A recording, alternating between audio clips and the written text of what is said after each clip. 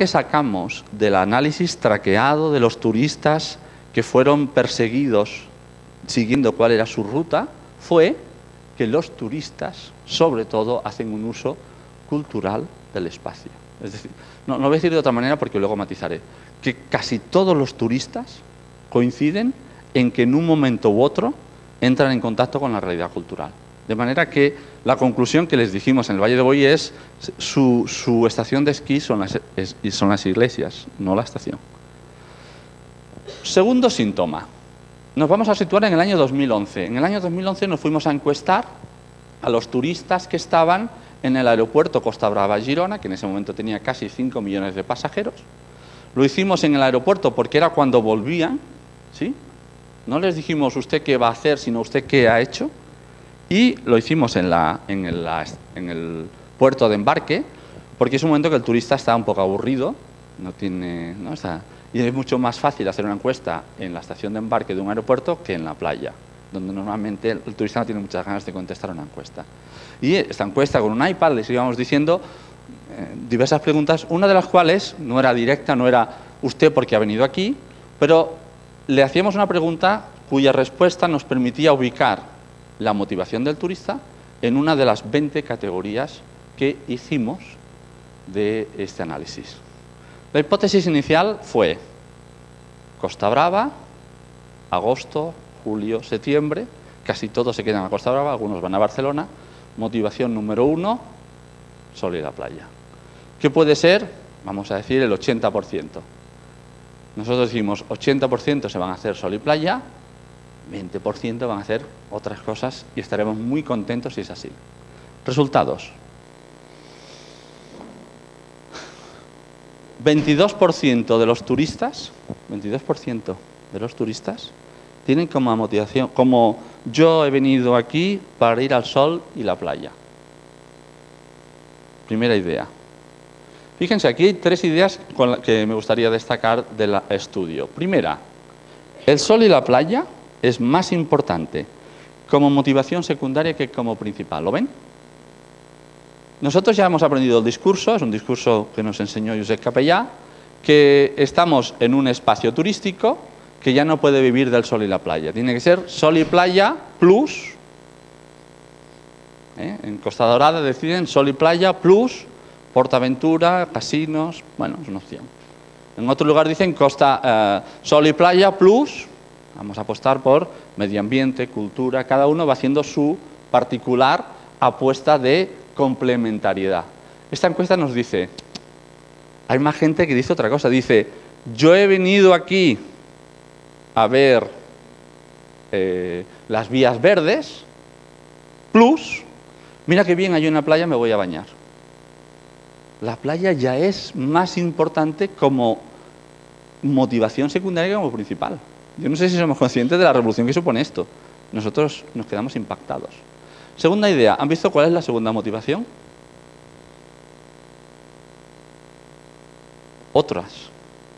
Y no será porque no hay, porque hay 20, Pero las encuestadoras tenían un mecanismo que podían grabar y si no sabían muy bien si el relato, oye, no sé exactamente qué es, no te preocupes, tú lo grabas y luego nosotros lo escuchamos y a partir de unos parámetros de doble asignación decidimos qué motivación es. Había 1.700 encuestas, nosotros pensamos, bueno, esto van a ser 70, 80 casos que van a ser outliers, que no los vamos a tener que reasignar. Hubo más de 800. Más de 800 casos raros, de turistas raros, que la encuestadora decía, no sé qué hacer. Por ejemplo, visita familiar. Visitar un familiar quiere decir, me voy a casa del pueblo del abuelo y me paso 15 días viendo gallinas y comiendo embutidos buenos. Pero, por ejemplo, uno de los que escuché yo era, mira, nosotros somos unos chavales de 20 años franceses, de París, que venimos a ver a nuestros padres a su lugar de vacaciones. A su lugar de vacaciones. Visitar familiares a su lugar de vacaciones es una categoría que yo nunca había, bueno, que en las estadísticas no existen. O sea, otros, y esto me referiré después cuando hablamos de larga cola, estamos ante un modelo turístico que se resiste constantemente a la creación de categorías y de etiquetas y que probablemente para funcionar de nuevo tendríamos que empezar un diccionario etimológico, un glosario nuevo de palabras que describan situaciones que ya no responden a las tags, a las etiquetas que hemos utilizado hasta ahora. Y tercera idea, ¿cuál es la tercera motivación más importante si contamos principal y secundaria? La cultura. Muy importante, ¿eh? El valor clave que tiene la cultura como factor en un lugar tan, no diré anticultural y muchísimo menos, porque tenemos un patrimonio excepcional, pero un lugar donde la cultura parece que pasaba de largo en este territorio. Les quiero decir con esto, la segunda idea importante es, estamos ante una realidad donde cada vez que levantamos una piedra nos aparece una realidad que se parece a eso que hasta ahora llamábamos turismo cultural. Y que tenemos que empezar a gestionar, porque ya están aquí, ya han llegado. Y ahora tendremos que empezar a trabajar con ellos y hacerlo bien. Lo cual no sabemos hacer. Voy a intentar explicar por qué. Primera idea que me gustaría transmitirles, esto es el resultado de un estudio muy bonito, que ahora no me extendré, donde se intentó adivinar otra nueva forma de entender qué quiere decir motivación. Porque la verdad la motivación es muy importante. ¿Usted por qué está aquí? Pero es muy difícil de saber, porque muchas veces ni el propio visitante sabe por qué estoy aquí. Después de una metodología que si quieren luego les detallo, pero que ahora para no extenderme me la salto, se llegó a la conclusión de que el turismo cultural contemporáneo es la sutil combinación de 4 motivaciones muy diferentes. En algunos casos pesa más una y en otros casos pesa más otra, pero casi siempre vemos las 4 funcionando. Y eso es muy importante para cualquier gestor cultural. Motivación número 1, estética. ¿Usted por qué está aquí? Porque esto es bonito, porque me gusta, porque lo miro y recibo un placer hedonístico vinculado con su función estética. Lo cual nos llevaría por una divagación sobre qué es la estética, que ahora no vamos a entrar, aunque es muy bonita. Nosotros tenemos un colaborador que es muy conocido aquí, que se dedica a estudiar eso, qué es la estética, cómo se crea la estética, por qué asignamos la función estética a un elemento y no a otro, y es apasionante, pero no podemos ir abriendo paréntesis, por lo tanto lo cierro inmediatamente. Pero queda claro, la función estética es el principal motivo de cualquier acto cultural. ¿Usted por qué está aquí? Pues mire, porque he pasado por aquí, he visto esta iglesia, me ha parecido muy bonita, me he parado y la he contemplado. No hay más, punto. Segunda, la segunda es mucho más compleja y mucho más elaborada. Quiere decir, y se vincula con el concepto de patrimonio heritage, que dicen los ingleses, ¿no? Yo estoy aquí porque tengo la intuición que este lugar me puede explicar algo, me puede decir algo. Hay alguna pregunta que me puede responder o incluso hay alguna pregunta que me puede abrir. Yo estoy aquí para que este lugar me hable. Y eso existe aunque la persona no pueda formularlo. Yo estoy aquí porque la cultura me permite conocer otras cosas y conocerme a mí. He ido a un lugar, me ha dicho algo, a lo mejor no me lo ha dicho porque ha habido un intérprete, simplemente me lo ha dicho, y cuando yo he salido de ese lugar, noto que soy diferente a como he entrado, porque me ha hablado. Y aquí están los centros de interpretación, la museología, la cultura como el diálogo entre los objetos y los sujetos. Y hasta aquí era el turismo cultural clásico. El turismo es esto, cultural, o estética o interpretación. Pero ahora han aparecido 2 nuevos personajes dentro del rectángulo motivacional que le llamamos nosotros. Tercero, ritual. Esto lo voy a desarrollar un poco más adelante, con más detalle, pero ya les avanzo que muchos turistas van a un lugar porque es el lugar al que tienen que ir. Y no hay más. ¿Usted por qué está aquí? Pues porque tengo que estar aquí. Porque de la misma forma que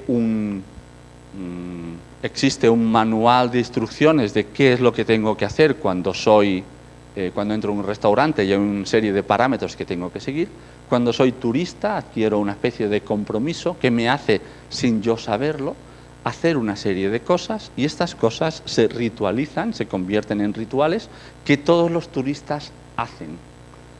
todos los turistas siguen, sin saberlo, unos pasos invisibles que no responden ni siquiera a la función estética ni interpretativa, sino a la función estrictamente turística.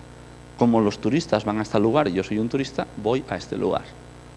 Y ahora explicaré un poquito más luego lo desarrollaré. Y el cuarto. Hay un libro precioso de Crompton que a mí, no diré me cambió la vida, pero sí me hizo tener una perspectiva nueva, que se llama, traducido, Geografías del Consumo, Geographies of Consumption. La tesis de este autor me parece fantástica. En catalán no se entiende, porque en catalán sería soc on soc, pero en castellano sí que se entiende. En castellano es soy donde estoy. Y es muy interesante.